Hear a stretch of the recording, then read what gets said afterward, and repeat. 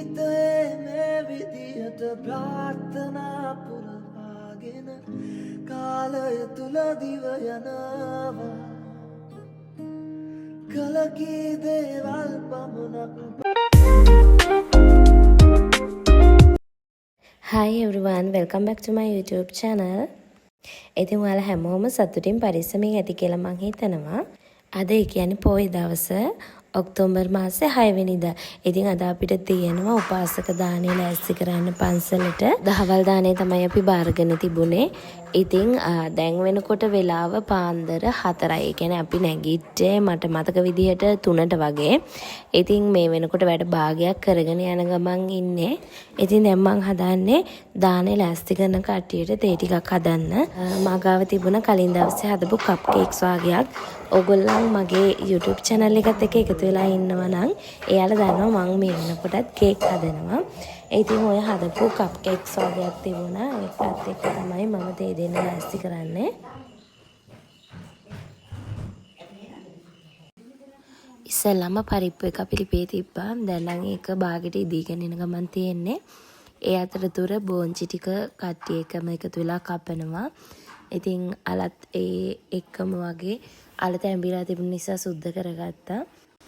දැන් මේ වෙනකොට පරිප්පු එක ඉදිලා තියෙන්නේ.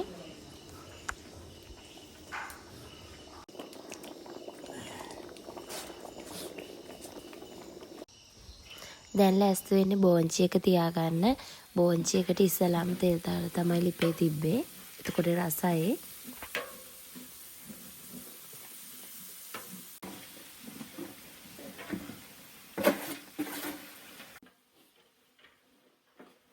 ඊළඟට අල ටික තෙල් දාගන්න තමයි ලෑස්ති වෙන්නේ.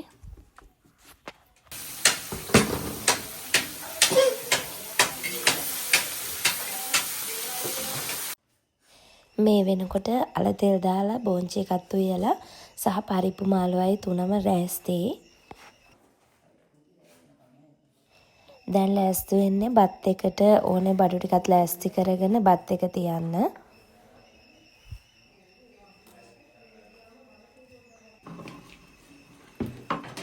අපි උදේම නැගිට නිසා මේ වෙනකොට ඔක්කොම වගේ හදලා ඉවර කරගන්න පුළුවන් වුණා.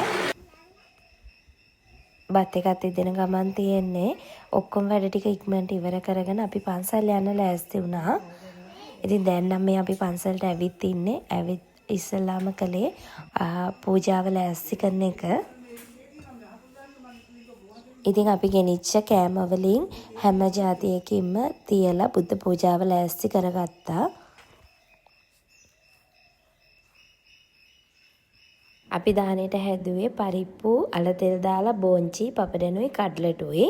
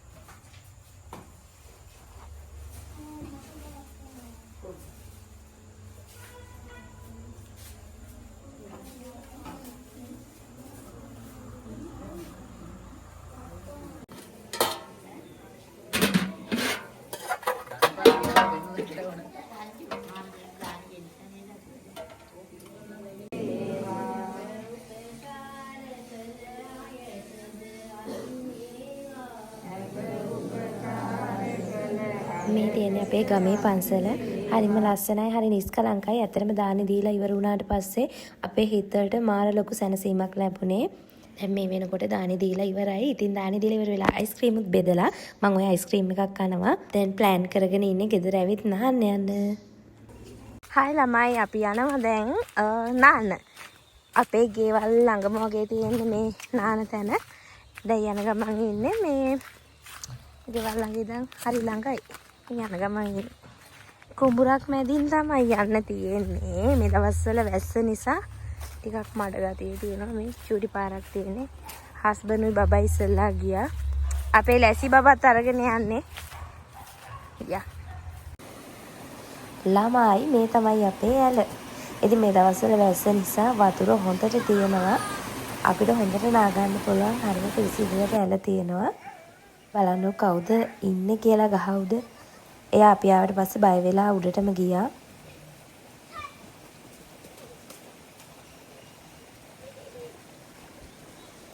වැඩේ කවුරුත් නාන්න එන්නේ නැති නිසා ඇල හරි පිරිසිදුයි. අපිට නිදහසේ නාගන්න පුළුවන්. ඉතින් අපේ ලැසිත් ආව නාන්න අපිත් එක්ක එයා හරි කැමතියි නාන්න.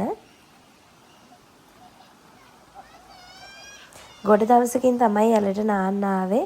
පුතත් ගෙදර අද හස්බන්ඩ්ුත් ගෙදර නිසා කට්ටිය එක්ක අපි කතා වෙලා ආවා ඇලට. මොකද ඊයේ දවසම නිදි මරලා හිටියේ. කියන්නේ නිදා ගන්න උන්නේ නැහැ. දානේ නිසා නිදා ගන්නකොට රැ වුණා. අපි නිදාගද්දී 12:00 වගේ වුණා. ඒ වගේම පාන්දර 3ට නැගිට්ටා. ඉතින් ලොකු වෙලාවක් තිබුණේ නැහැ නිදා ගන්න. මේ මහන්සියත් එක්ක අපි කතා වුණා ඇලට එමු කියලා. රෙදි වාගේකුත් තිබුණා. මම ඔය රෙදි සෝදනවා ගොඩ කාලෙකින්. ඔහොම මේ ඇත්තටම ඇලට ගිහින් රෙදි සෝදන එක හරි ලේසි.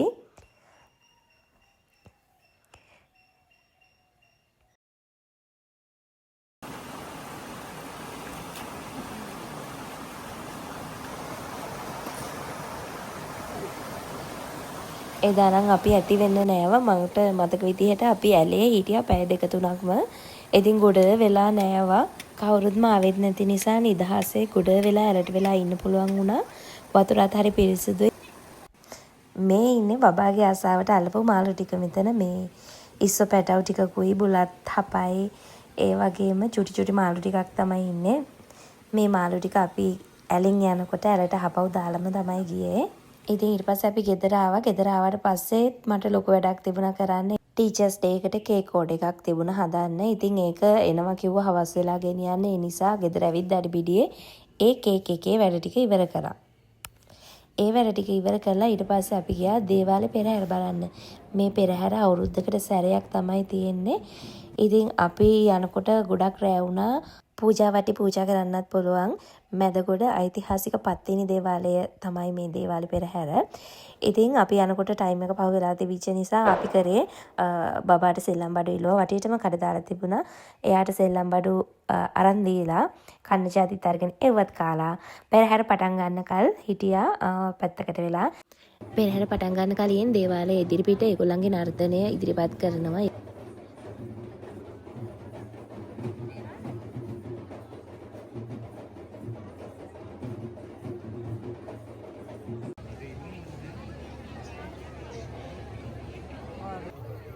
පෙරහැරේ ආරම්භය හරිම ලස්සනයි.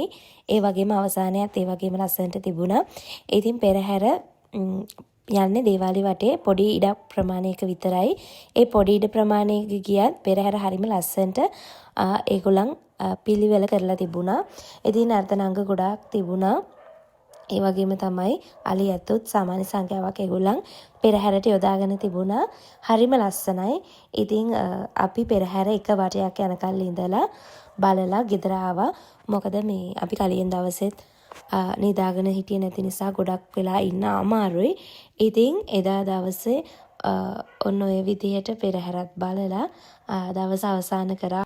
ඉතින් මගේ වීඩියෝස් බලන ඔයාලා හැමෝටම ආදරෙයි. ආයෙත් වීඩියෝ එකක් අරන් එනකල් සතුටින් පරිස්සමින් ඉන්න. ආදරෙයි.